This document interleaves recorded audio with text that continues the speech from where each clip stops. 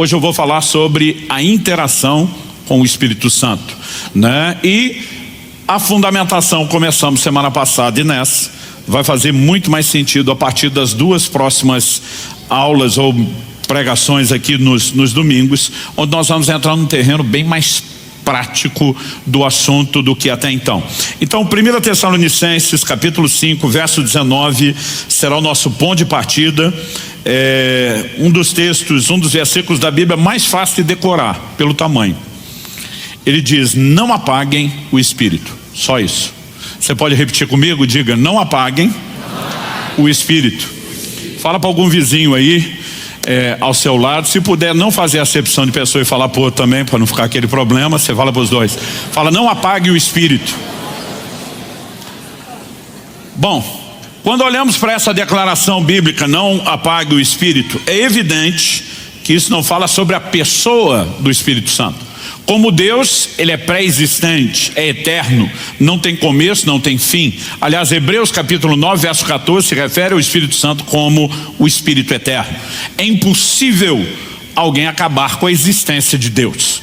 Então, a Bíblia não está sugerindo que existe escondido em algum lugar um botão dotado de alta tecnologia espiritual, que se alguém descobrir onde ia apertar, puf, o Espírito Santo deixou de existir. Quando a Bíblia diz não apague, o Espírito está falando sobre a sua obra, não sobre a pessoa. Isso significa que a obra dele é semelhante a um fogo. Isso significa que a semelhança do fogo, ele precisa ser alimentado. Ele precisa, de interação da nossa parte. Ou seja, esse fogo pode aumentar à medida que nós simplesmente, tomamos aí a decisão de colocar mais combustível. Vamos falar do combustível mais conhecido de todos os tempos, que é a lenha. Quanto mais lenha, mais fogo. Quanto menos lenha, menos fogo, ou é possível extinguir completamente o fogo. Com isso, a Bíblia está falando, que obviamente essa ação do Espírito Santo, que é tão vital, tão essencial para vivermos a vida cristã, não é uma obra unilateral, não depende só dele, e nós temos grande responsabilidade nesse processo. E é sobre isso que eu quero que a gente possa prestar um pouco atenção no ensino bíblico. Todo o volume de informações que temos à nossa disposição, elas, além de nos orientar, aliás, quando eu digo que existe muita repetição, nós saímos do nível da informação para o nível da ênfase. Significa que Deus quer que a gente preste mesmo atenção a isso. Então, eu quero chamar a sua atenção, e eu quero que você realmente observe comigo. Em primeiro lugar, eu quero destacar isso: o Espírito Santo não age sozinho. Em Romanos, no capítulo 8, no verso 26, nós temos uma declaração da palavra de Deus que não pode ser ignorada quando o assunto é a obra do Espírito Santo. O texto sagrado diz assim: da mesma maneira, também o Espírito nos ajuda em nossa fraqueza, porque não sabemos orar como convém, mas o próprio Espírito intercede por nós com gemidos inexprimíveis. Quando a gente lê que o Espírito Santo nos ajuda, na Almeida Revista Atualizada, essa palavra foi traduzida como assiste, fala de uma assistência, e eu acho que ela define até um pouquinho melhor a ideia de ajuda.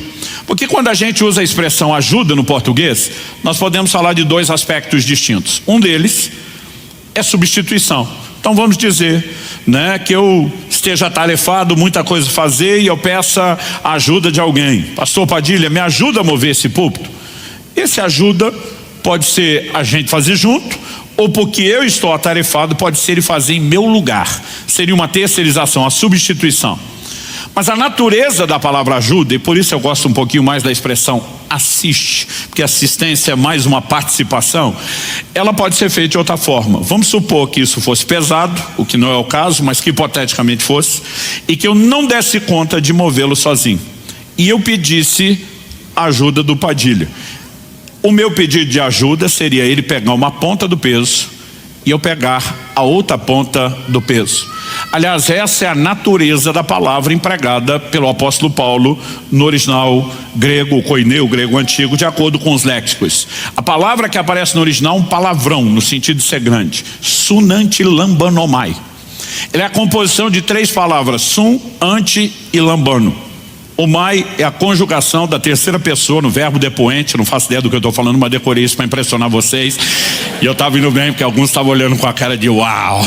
Só que eu não lembrei o resto do que eu decorei só metade. O mai tem a ver com a conjugação sum, ante e lambano.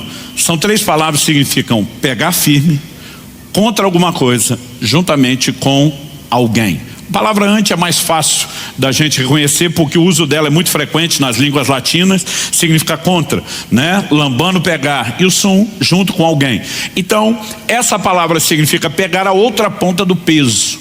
E ela passou a ser usada no sentido de trabalho conjunto, né? Tanto que assim, talvez a definição mais rápida, sem explicar todo o processo, seja trabalho conjunto. Quando a Bíblia fala do Espírito Santo nos ajudando, significa que nós não podemos nada sem Ele, nós não podemos nada sem a ajuda dEle. Aliás, já falamos na semana passada que em João 15:5 Jesus disse: sem mim nada podeis fazer. Sem a obra do Espírito nós não vamos a lugar nenhum. Mas o Espírito Santo não age sozinho, não age de forma unilateral. A ação dele não substitui a nossa responsabilidade de interação com ele. Então é muito importante que quando a gente olhe para o desenho bíblico, e quando eu falo desenho bíblico é a doutrina, é a soma, é você juntar as peças do quebra-cabeça, é entender a ideia de parceria, de cooperação ou de interação com o Espírito Santo. Então, semana passada falamos que em obras vitais como o arrependimento e a fé, o Espírito Santo tem participação. Então, por exemplo, quando falamos de arrependimento, Romanos 2 diz que a bondade de Deus conduz ao arrependimento. Significa que há uma obra que se inicia em Deus. Em João, no capítulo 16, no verso 8, Jesus falando sobre a vinda do Espírito Santo, o Consolador, e diz: ele convencerá o mundo do pecado. Então não existe arrependimento sem uma obra que proceda de Deus. Agora, isso não significa que o arrependimento é uma obra unilateral divina, como alguns acreditam e ensinam por aí. A mensagem de Jesus, Marcos capítulo 1, versos 15 e 16, ele chega dizendo: o tempo está cumprido, é chegado o reino de Deus, e diz: arrependei-vos e crede no Evangelho. Nós temos 2 imperativos: arrependam-se e creiam. Agora, não nos seriam mandado arrepender se o homem não tivesse responsabilidade alguma no arrependimento. Se é Deus que determina unilateralmente o arrependimento, você não precisa mandar ninguém fazer, é só deixar que Deus o faça. Agora, quando a Bíblia ordena que nos arrependamos, significa que tem a nossa parte. O problema é que às vezes alguns grupos pegam o imperativo e dizem: é responsabilidade humana. Os outros pegam: o Espírito Santo convence, a bondade de Deus diz: é divino. E de vez em quando alguém me pergunta: e aí, é um ou outro? Eu falei: gente, a Bíblia não se contradiz, não é um ou outro, é tanto um quanto o outro, são ambos. E a única forma de você equilibrar os dois é entender que Deus faz a parte dele, mas nunca sozinho, e o homem precisa corresponder com Deus. Nós chamamos isso de interação. Então o Espírito Santo também é chamado em 2 Coríntios 4:13 de o Espírito da fé, mas nos é ordenado crer. Efésios capítulo 2 diz: pela graça sois salvos mediante a fé, isso não vem de vós, é um dom de Deus. Então tanto a graça que salva como a fé, que Romanos 5:2 diz dá acesso à graça, procede de Deus. Romanos 12 diz que ele repartiu uma medida de fé com cada um de nós. Evidente que a fé procede dele, mas a minha responsabilidade de usar os recursos que me são oferecidos e de corresponder é inquestionável, porque temos participação humana. Nós podemos falar sobre o que vem depois da conversão. Gálatas capítulo 5, verso 16, um texto que eu citei semana passada: andai no Espírito e jamais satisfareis a concupiscência da carne. Andai é uma ordem que nos é dada, logo nós temos uma responsabilidade. Agora, eu e você precisamos entender o seguinte: se o Espírito Santo fizesse tudo sozinho, não precisaria nos ser mandado andar nele, caminhar nele. Mas só nos foi mandado porque nós temos responsabilidade. Romanos capítulo 8, verso 14 diz: pois todos os que são guiados pelo Espírito de Deus são filhos de Deus. A palavra traduzida guiado, um dos seus sentidos e possibilidade de tradução é ser tomado pela mão e ser conduzido até o destino final. Esse vai ser o assunto das nossas conversas nos próximos domingos. Mas quando a Bíblia diz que o Espírito guia, é importante entender que a Bíblia não diz que ele arrasta. Dá para entender a diferença? Então ele não força, ele não te obriga. E eu quero que a gente possa olhar isso não só na perspectiva da vida cristã. Eu quero que a gente possa, quando eu falo da vida cristã, no sentido de salvação, de santificação, de desenvolvimento daquilo que é pessoal. Quando falamos tanto da obra do Espírito Santo em nós, no sentido de experiências, como falamos da maneira como Ele deseja nos usar, a operação dos dons, a unção, aquilo que diz respeito ao serviço e vai tocar a vida de outros, que eu quero chamar e classificar em segundo lugar agora de o mover do Espírito Santo. Isso também tem a natureza de interação. Eu gostaria que você abrisse comigo a sua Bíblia em Ezequiel, no capítulo 47, e nós vamos ler primeiro do versículo 1 até o 5. Depois, na sequência, nós vamos ler do 6 ao 12. Então seria interessante você deixar, a Bíblia aberta ou o texto aí marcado. E a gente precisa entender uma visão que está por trás do livro de Ezequiel. Ezequiel profetiza durante o tempo do cativeiro, quando a nação, tanto de Israel como de Judá, ambos reinos divididos, tinham chegado ao clímax, ao apogeu da apostasia. É o pior momento, espiritualmente falando, da história da nação. Logo no capítulo 3, Ezequiel tem uma visão da glória de Deus se retirando do templo, de Deus dizendo: por causa dos pecados de vocês, eu estou fora, não brinco mais, estou abandonando vocês. São palavras duras de juízo, mas lá no final do livro começa todo um tom e uma conversa sobre restauração. No capítulo 37, por exemplo, Deus dá a Ezequiel a visão do vale de ossos secos. Ele vê um vale com muitos ossos sequíssimos, e Deus pergunta para ele: esses ossos podem voltar a viver? Ezequiel dá uma resposta bem evasiva e diz: Senhor, tu sabes. Tipo assim, eu é que não me arrisco a falar sobre isso, porque está olhando algo que humanamente é impossível.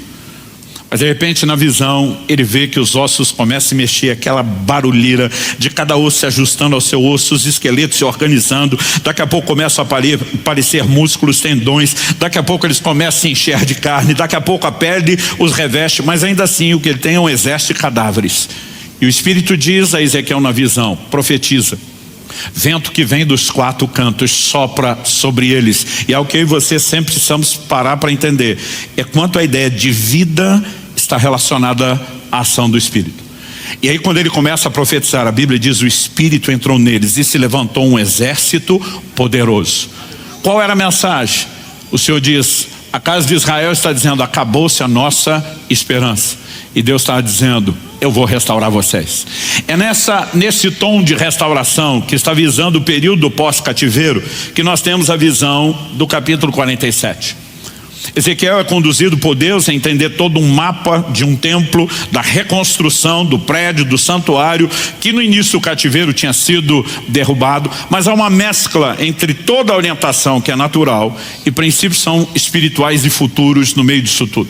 Aí a visão do capítulo 47 é a seguinte, de 1 a 5. Depois disso, o homem me fez voltar à entrada do templo. E eis que a água saía de debaixo do limiar do templo e corria na direção do leste, porque a fachada do templo dava para o leste. A água vinha de debaixo do lado direito do templo, do lado sul do altar. Ele me fez sair pelo portão do norte para dar uma volta por fora até o portão exterior que dá para o leste. E eis que a água borbulhava do lado direito. O homem saiu para o leste tendo na mão um cordel de medir. Mediu 500 metros e me fez passar pela água que me dava pelos tornozelos. Agora há uma progressão. Mediu mais 500 metros e me fez passar pela água que me dava pelos joelhos. Mediu mais 500 metros e me fez passar pela água que agora me dava pela cintura.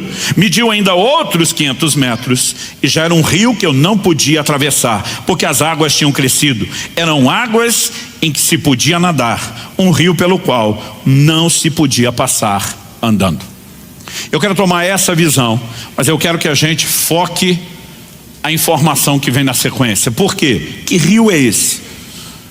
Dos versos 6 a 12, nós percebemos que o rio faz coisas que só Deus pode fazer. Naturalmente nenhum rio faria. Então vamos ler dos 6 em diante. Então ele me perguntou: você viu isso, filho do homem? Então o homem me levou de volta à margem do rio. Quando cheguei lá, eis que à margem do rio havia grande abundância de árvores dos dois lados do rio. Então me disse: essas águas correm para a região leste, descem ao vale do Jordão e entram no mar, cujas águas ficarão saudáveis. Que mar é esse? Olha a sequência. Todos os seres vivos que povoam os lugares por onde esse rio passar terão vida. De novo a ideia de vida. E haverá muitíssimo peixe, porque essas águas chegam lá. As águas do mar morto se tornarão saudáveis e tudo viverá por onde quer que esse rio passar. Você pode repetir comigo? Diga: tudo viverá por onde quer que esse rio passar. O texto diz: junto a ele se acharão pescadores, desde Engedi até em Eglaim haverá lugar para estender e secar as redes. Os peixes serão de muitas espécies, como peixes do mar grande, mas os seus charcos e seus pântanos não se tornarão saudáveis, serão deixados para o sal. Nas duas margens do rio nascerá todo tipo de árvore frutífera. As folhas dessas árvores não murcharão, elas nunca deixarão de dar o seu fruto, produzirão frutos novos todos os meses, porque são regadas pelas águas que saem do santuário. Os seus frutos servirão de alimento e as suas folhas de remédio. A pergunta é: o que exatamente significa esse rio? Os primeiros versículos, já o verso 1, nós vimos que o rio sai do santuário. Mas quando você vai para o livro de Apocalipse, e aliás você vai perceber que João no Apocalipse vai fazer citações de profetas como Isaías, Jeremias, Ezequiel, Daniel, e você percebe que muitas palavras que tinham um cumprimento literal para um tempo, outras para o futuro, têm paralelos, de verdade são aplicadas para o plano espiritual e para o futuro. Agora, olha a similaridade de Apocalipse 22, 1 e 2. O apóstolo João diz: então o anjo me mostrou o rio da água da vida. Agora não é um rio qualquer, estamos falando de algo, que ele enxerga na cidade santa, Nova Jerusalém, que vem de Deus para a terra, na consumação de todas as coisas. Então o anjo me mostrou o rio da água da vida, brilhante como cristal, que sai do trono de Deus e do Cordeiro. No meio da praça cidade, de um e do outro lado do rio, está a árvore da vida, que produz 12 frutos, dando seu fruto de mês em mês, e as folhas da árvore são para a cura dos povos. Ezequiel diz: dos dois lados do rio, uma árvore que dá fruto todos os meses. Aqui ele especifica os 12 meses do ano. Ezequiel diz: os seus frutos servirão de alimento, suas folhas de remédio. Aqui a Bíblia está dizendo que a árvore e as folhas da árvore são para a cura dos povos. Não é meramente medicina natural para a carne, embora se use esse paralelo natural para falar de algo espiritual. Na visão de Ezequiel, o rio emana do santuário, do lugar da habitação de Deus. Na visão de Apocalipse, emana do próprio trono de Deus. Não só o rio emana dele, mas faz coisas que ninguém pode fazer. Na visão de Ezequiel, as águas desse rio tocavam o mar morto, e a Bíblia diz que ficava saudável e havia enxames de peixe. Gente, eu gosto de dizer que o mar morto não é só morto, ele é matador. A razão pela qual se chama de mar morto é porque não há quase que nenhuma forma de vida. Muito poucas bactérias conseguem sobreviver, ali dentro. Por quê? É um dos lugares mais baixos da terra. A água desce para lá, não escoa para lugar nenhum. Vai evaporando. À medida que a água evapora, os sais vão ficando. 1/3 da água é sal. Por causa dessa alta densidade de sal, é que talvez você já tenha visto, fotos ou vídeos de gente que está lá meio que sentada, boiando. Você não afunda no mar morto. Agora, eu digo que o mar não é só morto, é matador.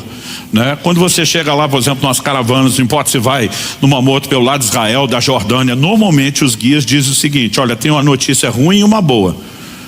Diz: a notícia ruim é que se você tiver com algum ferimento no corpo, vai doer, vai arder muito. E eles normalmente dizem para as mulheres: se vocês se preocuparem em depilar ontem ou hoje, vão sofrer mais. Mas ele diz: a notícia boa é que se tiver micose no meio dos dedos, vai morrer tudo. Porque o sal tem esse poder. Quando você era criança, ficava com dor de garganta, a mamãe usava o quê? Salmoura, justamente por causa disso. Então eu brinco que o mar não é só morto, ele é morto porque o sal é matador. Não há formas de uma água qualquer que chegue lá produzir o resultado que está falando. Aliás, no Salmo 46, no verso 4, a Bíblia diz: há um rio cujas correntes alegram a cidade de Deus, o santuário das moradas do Altíssimo. O rio sempre está relacionado com o lugar da presença de Deus, e por onde passa tudo volta a viver. É uma das figuras mais claras do mover do Espírito Santo. E por que eu estou pegando esse exemplo? Ezequiel é levado por um anjo, ele está de olho no rio. Aí o anjo diz para ele, na tradução da Bíblia, na linguagem de hoje, versão mineira ou goiana: bora para dentro do rio. E ele está com um cordel, uma vara de medir. E a Bíblia diz que ele mede 1000 côvados, que são aproximadamente 500 metros. A minha tradução já deu a medida em metro. Você consegue imaginar isso? 0,5 quilômetro de medição, andando rio adentro. 0,5 quilômetro. Depois de 500 metros, a Bíblia diz que a água ainda dá no tornozelo. Eu nunca vi rio nenhum, ajuntamento nenhum de água em lugar nenhum do mundo, onde depois de você andar 0,5 quilômetro, a água ainda está no tornozelo, rasinho. Mas os dois não pararam ali. E a razão pela qual eles não pararam aí me parece bem lógica, bem óbvia, porque não era hora de parar. Então de vez em quando eu vou perguntar se eles pararam, você vai responder que não, e quando eu perguntar por que não, você vai dizer porque não era hora de parar. Aí agora medem mais 500 metros, um total de 1 quilômetro, 2.000 côvados. Subiu o nível da água. Mas a Bíblia diz que está dando nos joelhos. Mas não pararam ali. Por que não? Mais 500 metros, ou mais 1.000 côvados. Agora a Bíblia diz que a água dá pela cintura. Tradução de nos lombos. Eles pararam ali? Por que não? Agora, qual é a ideia? Até onde vai a medição? A ideia não é atravessar o rio, nem medir o tamanho do rio. A Bíblia diz que com 2.000 metros, 2 quilômetros rio adentro, 4.000 côvados, a Bíblia diz que eram águas para se nadar, não dava mais para andar. E aí eles não vão a lugar nenhum. Por quê? Chegaram ao lugar do seu destino. Então me ouça com atenção. Espiritualmente falando, Deus tem um destino para você. Este destino são as águas profundas. Agora preste atenção, nós precisamos entender a interação. Porque tem crente que passa a vida inteira à margem do rio, olhando para o rio, ele não vai a lugar nenhum. E ele fica esperando o dia que vai dar uma enchente espiritual e o rio vai invadir a vida dele. Deixa eu te dizer uma coisa, não é o rio que invade a sua vida. É você que tem que entrar no rio. E tem gente que fica a vida inteira esperando o rio fazer o que ele tinha que fazer. E essa rendição é progressiva. Quanto mais você entra, mais água tem. Quem está entendendo? Agora, água no tornozelo já é alguma coisa, mas não é o que Deus tem. Quando meus filhos eram pequenos, especialmente quando a gente ia para a praia, eles assustados com o mar, o barulho, as ondas, normalmente eles ficavam onde a onda estourava, a água molhava o pé, e eles se divertiam ali, um chutava água no outro. Mas eu sabia, à medida que crescer, eles vão querer entrar um pouquinho mais. E sabe, o rio fala de uma progressão. Daqui a pouco tem mais água, água no joelho. Daqui a pouco tem mais água, água na cintura. Mas daqui a pouco são as águas profundas. Agora preste atenção, nós precisamos mudar um conceito errado que nós temos. Efésios 5,18 diz: não vos embriagueis com vinho, no qual há dissolução, mas enchei-vos do Espírito. Aliás, semana passada a gente apontou que esse enchei-vos é ato contínuo. O verbo, a conjugação do verbo está em ato contínuo. Se a gente fosse traduzir isso literalmente ao pé da letra, era encha-se, continue a se encher e nunca pare de se encher. Mas a ideia de ser cheio do Espírito Santo ela é confusa na cabeça da maioria dos crentes. Porque a gente imagina que ser cheio do Espírito Santo é ter mais dele. E essa é a ideia que muitos levam para o rio. Não, teve uma época da minha vida que eu só tinha água no tornozelo. Depois, quase tipo o carro, vamos encher o tanque. Não, agora eu já estava um pouquinho mais, estava com água no joelho. Não, agora já estava com água na cintura. E tem crente que imagina, eu não vejo a hora de chegar, a hora que der a tampa, a medida cheia. Mas nós temos um problema com isso. Porque João 3,34 diz que Deus não dá o Espírito Santo por medida. Ou seja, Deus não vai dando um pouquinho mais do Espírito Santo, um pouquinho mais, até dizer, agora terminei meu parcelamento, finalmente você tem tudo. Ele não dá o Espírito por medida, até porque o Espírito não é divisível. Então ser cheio do Espírito Santo não significa eu ter mais do Espírito. A ideia de ser cheio, essa caneca que eu estou usando com água não está totalmente cheia. Mas a ideia de ser cheio significa que a hora que aquilo chegar à borda, ou até mesmo transbordar, todo o espaço foi inteiramente tomado. Só que a gente pensa que para ser tomado tem que ter mais. E aí nós invertemos as coisas. O conceito bíblico de ser cheio do Espírito Santo não é você ter mais dele, é ele ter mais de você. Porque isso tem a ver com rendição no processo de interação. Então quando eu decido entrar no rio, se eu ficar parado na margem, eu não tenho nada do rio. Quanto mais eu entro, não apenas eu tenho mais do rio, o rio tem mais de mim, porque isso é entrega progressiva. Não importa se você está com água no tornozelo, você está com água no joelho, você está com água no lombo, enquanto dá pé, você está no controle, você está pisando, você diz, eu vou para cá, eu vou para lá.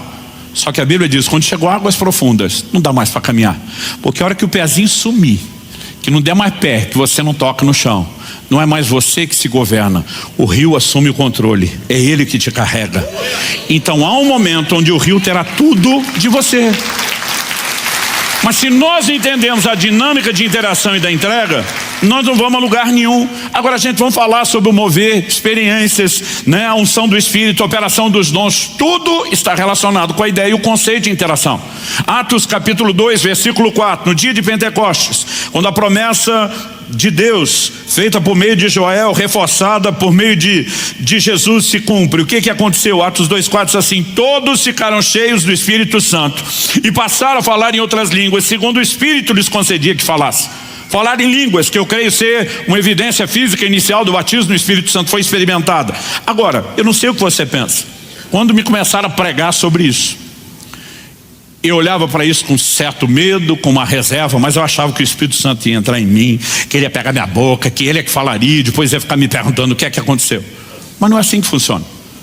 Se você olhar quem falou em línguas, a Bíblia diz que as pessoas que foram cheias do Espírito, elas passaram a falar em línguas. Quem fala em línguas somos nós. O que nós falamos, aí sim, a Bíblia diz, segundo o Espírito lhes concedia que falassem. Então ele concede o que falar, mas quem fala é a gente. Nunca se trata dele sozinho, nem da gente sozinho, sempre é interação. Agora, nessa dinâmica eu lembro, quando muitas vezes eu pegava as filas de oração, vamos buscar o batismo do Espírito Santo.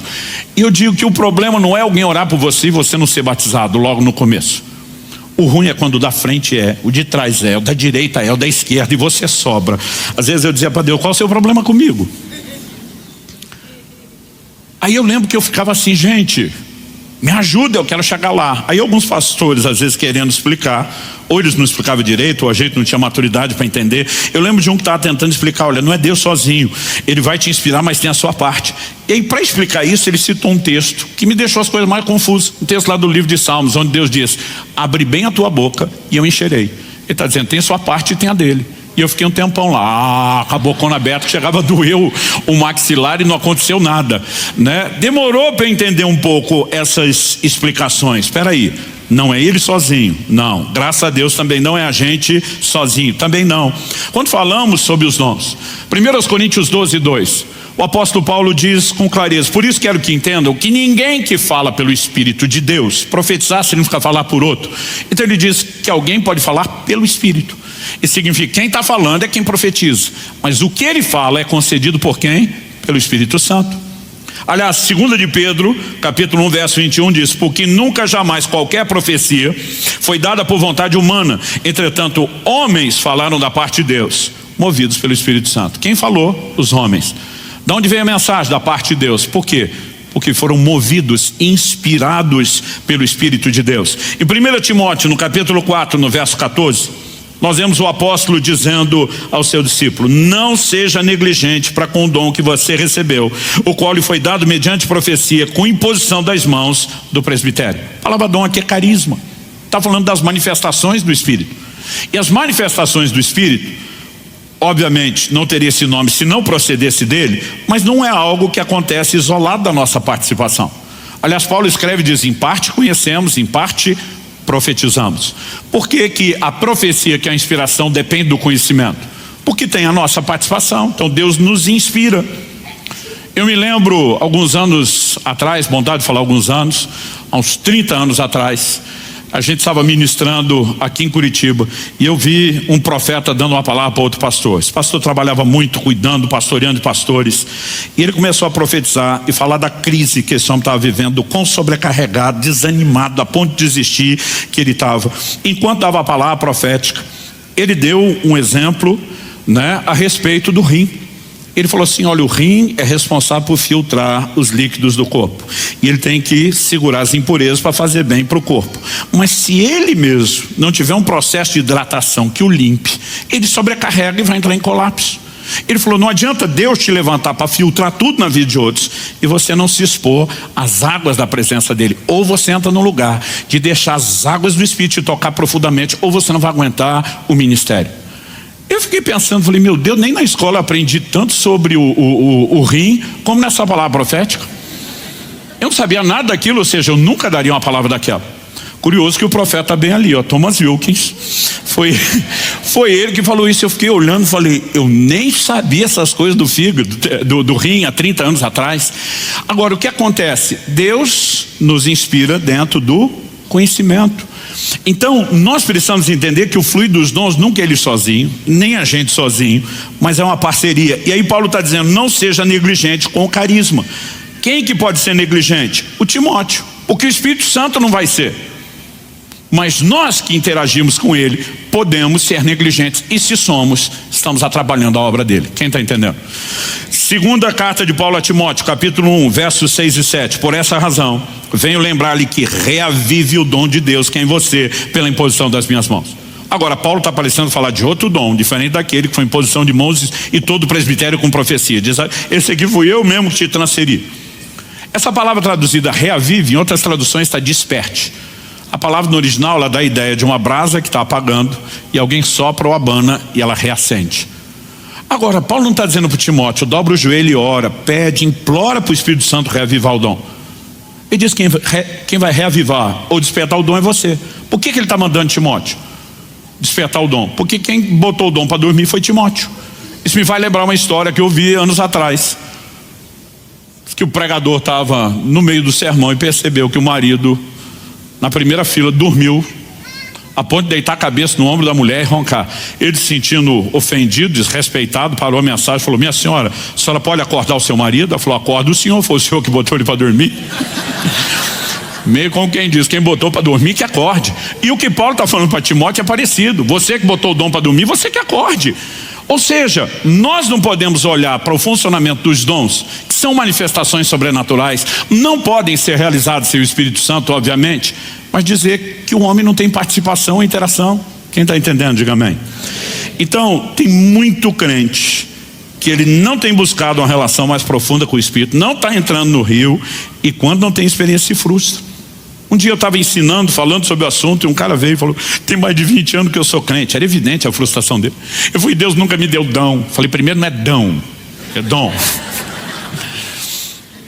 Eu falei, segundo a Bíblia, manda buscar. Você está esperando que o dom corra atrás de você? 1 Coríntios 12:11 diz que o Espírito Santo distribui os dons como lhe apraz. Se você ler só o versículo, que significa como ele quer, você vai pensar unilateral. A hora que ele quiser, ele vai fazer alguma coisa por alguém. Por outro lado, a Bíblia diz, buscar com zelo os melhores dons. E as pessoas perguntam, mas é ele que decide que dom dá, ou eu tenho que buscar os dois? Eu decido buscar, e na minha busca, ele decide o que é que ele vai me dar. Sempre uma interação. Quem está entendendo? Então, dito e esclarecido isso, e a partir de semana que vem nós vamos falar muito de um aspecto bem mais prático no relacionamento com ele. Eu quero chamar a sua atenção para o que eu vou classificar aqui de reações limitadoras que você podemos, ações ou reações limitadoras que você podemos ter à obra do Espírito Santo. Em Atos, no capítulo 7, no verso 51, Estevão pregando, e foi o próprio Espírito que moveu, Lucas a registrar isso. Ele diz, homens teimosos, incircuncisos de coração e de ouvidos, vocês sempre resistem ao Espírito Santo. Vocês fazem exatamente o mesmo que fizeram seus pais. Ou seja, ele não está falando de um grupo que fez algo que era exclusividade deles. Está dizendo que vocês fazem sempre, de forma recorrente. Seus pais, as gerações antes de vocês fizeram o que é? Resistir ao Espírito Santo. Esse texto incomoda muito, especialmente um grupo teológico que enfatiza uma visão de soberania de Deus, onde Deus faz o que quer e ninguém pode pará-lo. Então, na cabeça deles, quem Deus quer que vai ser salvo, mesmo se não quiser ser salvo. Quem Deus não quer que seja salvo, não vai ser salvo nem que queira, porque é Deus que decide tudo. Se é Deus que decide tudo, como é que alguém pode resistir ao Espírito Santo? Se não há arrependimento sem o Espírito Santo, e ele tenta me convencer do pecado, e eu resisto, eu vou ser convencido? Se não há fé que não proceda de Deus e da obra do Espírito Santo, e eu posso resisti-lo, isso significa que eu vou ter fé só porque Deus quer e que essa obra é imparável, que ela é unilateral? Não existe um ângulo ou perspectiva bíblica que me leve a tratar, pelo menos do todo das Escrituras, com coerência, que me leve a admitir que Deus está agindo sozinho. A Bíblia está dizendo que a obra do Espírito pode ser resistida, mas na cabeça deles fala, não, se você resistiu a Deus é porque Deus não é soberano. Eu falo, peraí, Deus decidiu dar ao homem o direito de escolha. Deus decidiu que o homem iria interagir com ele, e ele é soberano para fazer o que quer. Ou seja, Deus é soberano para ser soberano do jeito que ele quer. Se ele só pudesse ser soberano do jeito que você quer, ele não é mais soberano, ele é sua marionete. Mas de alguma forma as pessoas tentam definir primeiro o que é, em vez de deixar a Bíblia dizer, e depois tem que botar Deus dentro daquilo. Eu digo para alguns, por que se o homem tem interação com ele, Deus não é soberano? Se o homem só tem interação porque Deus é que quis. Como que isso afronta o conceito da soberania de Deus? Em lugar nenhum. Mas o problema é que nós não temos um único versículo, nós temos vários. Então vamos continuar. Efésios capítulo 4, verso 30. E não entristeçam o Espírito Santo de Deus, no qual vocês foram selados para o dia da redenção. Não vou gastar tempo aqui, porque isso é assunto da semana que vem. Mas a ideia de entristecer aqui na perspectiva de relacionamento é afastar. Isso condiz com todos os outros textos que nós vamos continuar lendo. Tiago capítulo 4, versos 4 e 5, diz: gente infiel, vocês não sabem que a amizade do mundo é inimizade contra Deus? Aquele, pois, que quiser ser amigo do mundo, se torna inimigo de Deus. Ou vocês pensam que em vão que a Escritura diz, é com ciúme que por nós anseia o Espírito, que Ele fez habitar em nós? Então o Espírito Santo pode ser resistido, ele pode ser entristecido, e de acordo com Tiago, citando a Escritura, ele pode ficar enciumado. Agora, qual a ideia de ciúme aqui? Quando ele diz gente infiel, outras traduções já foram no literal, adúlteros. Outras dizem adúlteros e adúlteras, porque no grego é moixos. Moixos fala de uma infidelidade específica, que é a infidelidade conjugal. Então ele está pegando a figura do marido e da sua esposa para falar de infidelidade num relacionamento entre homem e mulher. Então a Bíblia apresenta uma ideia de Jesus Cristo como noivo, e ela apresenta do outro lado a ideia da igreja como a noiva.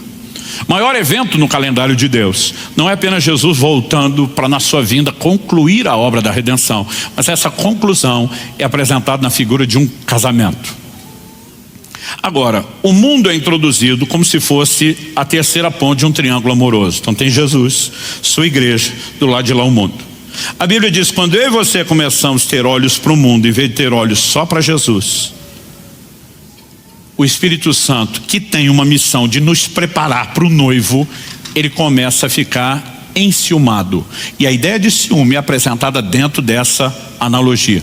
Ah não, pastor, mas é um ciúme assim, inocente, que não tem nenhum tipo de prejuízo. Não tem. A Bíblia está dizendo que a amizade do mundo é inimizade contra Deus. Significa que você descambou para esse lado do triângulo amoroso, você perdeu a conexão do lado de lá. Como é que não tem prejuízo? Não há outra forma de você entender o que Tiago está falando, a não ser de algo que você compromete sua relação com Deus, afasta o Espírito Santo que te ajudaria nesse processo, e pode complicar as coisas a ponto de desligar-se completamente de Deus. Não vou falar disso ainda, porque é assunto também para a semana que vem. Mas Jesus diz: a blasfêmia contra o Filho do Homem será perdoada. Qualquer um que blasfemar contra o Filho do Homem tem perdão, mas se blasfemar contra o Espírito Santo, não. Por que isso se torna tão sério? Porque o Espírito Santo é melindroso? Ou porque ele é alguém que se ofende e não perdoa ninguém? Não. Nós precisamos entender, quando alguém fala contra Jesus, ele tem o Espírito Santo para levá-lo ao arrependimento. Mas quando ele se desconecta do próprio Espírito Santo, como é que haverá restauração? As coisas podem escalar a esse nível de não haver perdão, e não é o único texto que fala disso. Hebreus capítulo 10, versos 26 a 29. Porque se continuarmos a pecar de propósito, outra versão diz deliberadamente, depois de termos recebido o conhecimento da verdade, já não resta sacrifício pelos pecados. O que significa isso? A chance de perdão foi embora. Pelo contrário, resta apenas uma terrível expectativa de juízo e fogo vingador prestes a consumir os adversários. Porque alguém pode deixar de ser, alguém conheceu a Deus e entrar na classificação de adversário, de inimigo. Já chegamos lá, guarde essa ideia. Aí ele fala no verso 28, quem tiver rejeitado a lei de Moisés morre sem misericórdia pelo depoimento de 2 ou 3 testemunhas. Imaginem quanto mais severo deve ser o castigo daquele que pisou o Filho de Deus, profanou o sangue da aliança com o qual foi santificado e insultou o Espírito da graça. Outra tradução diz, ultrajou o Espírito da graça. Eu fico pasmo quando algumas pessoas tentam dizer que esse nível de distanciamento é para quem nunca foi salvo. Eu falo, pera, pecar de propósito não é algo que o ímpio que nunca foi salvo vive fazendo? Aí ele vai dizer que agora o cara decidiu pecar de propósito como ele fez a vida inteira e não tem mais perdão? Então não tinha perdão para ninguém, não tinha salvação para ninguém. O verso 29 diz que ele profanou o sangue da aliança com o qual foi santificado. Como é que alguém pode ser santificado pelo sangue, mas não teve uma experiência com Jesus? O texto está falando de gente que teve o conhecimento da verdade, teve uma experiência, mas em algum momento começa a se afastar de tal maneira que ele se desconecta plenamente. E como a história termina, o texto diz: insultou o Espírito da graça. Essa palavra traduzida insultou é muito parecida com a da blasfemou.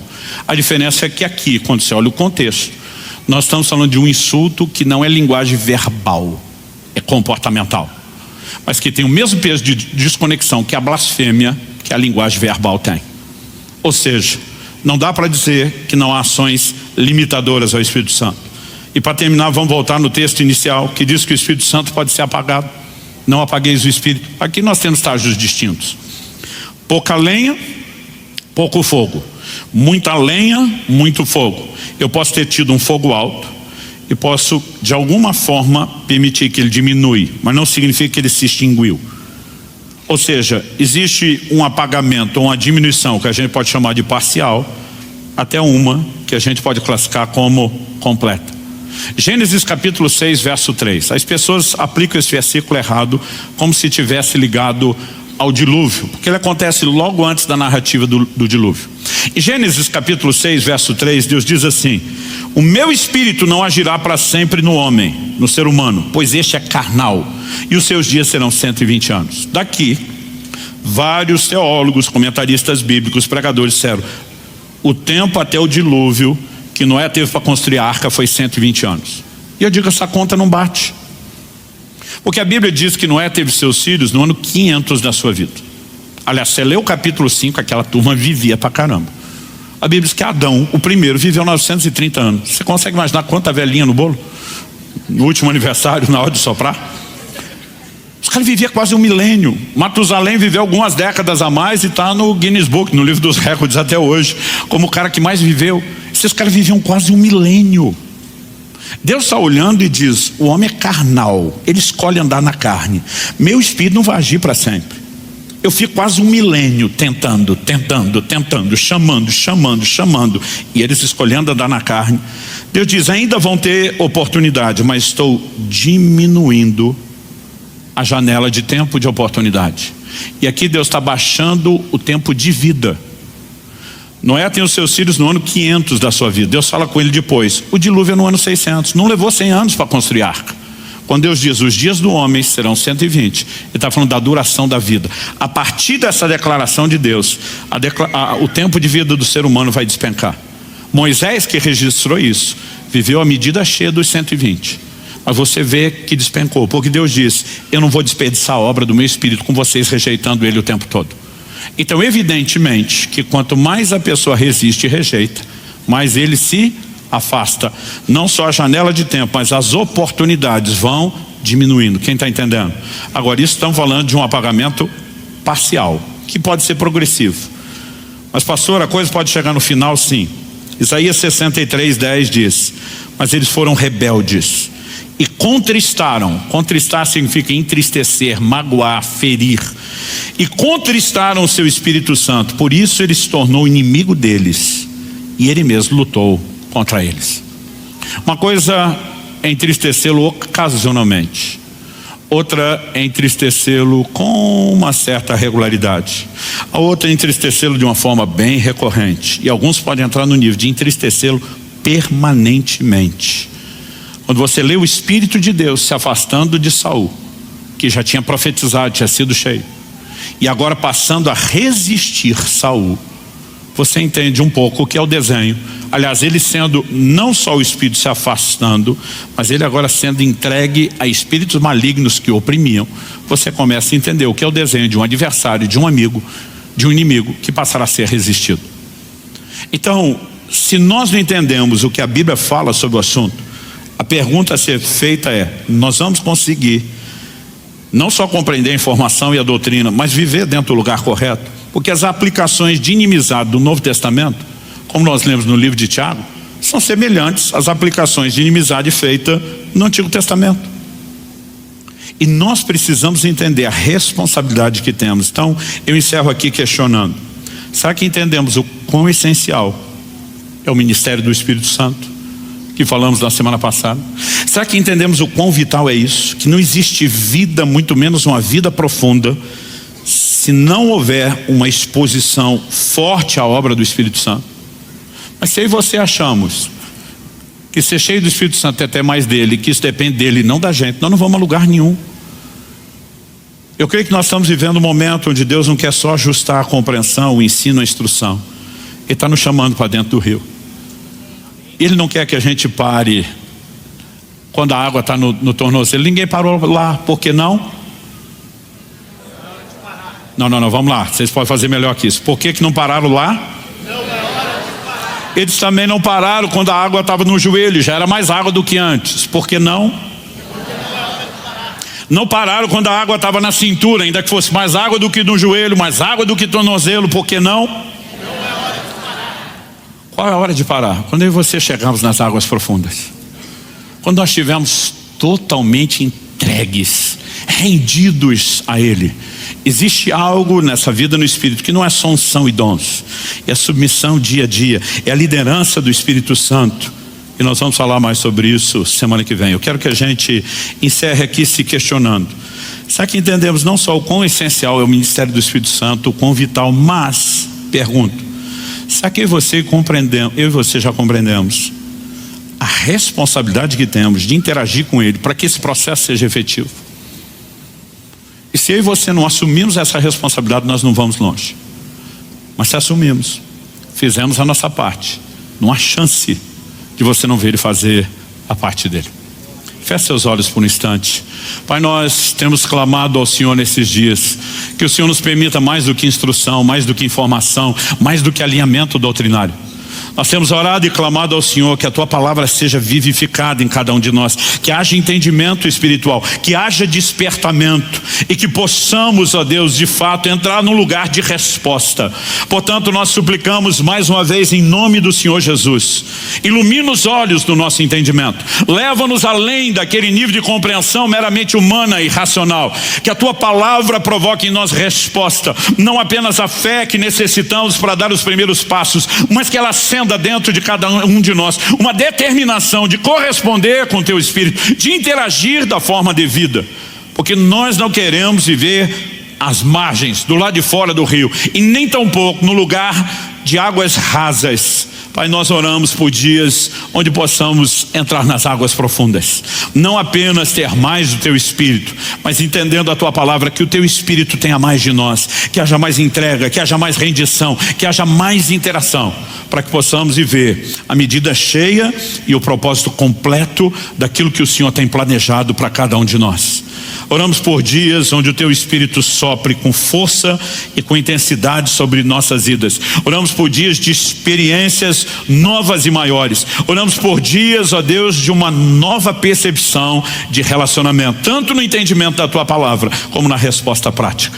E que em tudo isso, o Senhor não apenas seja exaltado e glorificado, mas que nós possamos ser conduzidos a viver o Teu propósito de forma plena, de forma completa. Nós oramos em nome de Jesus e para a glória do Teu nome mesmo. Se você crê e concorda, diga amém. Se você recebe essa palavra, diga eu recebo em nome de Jesus.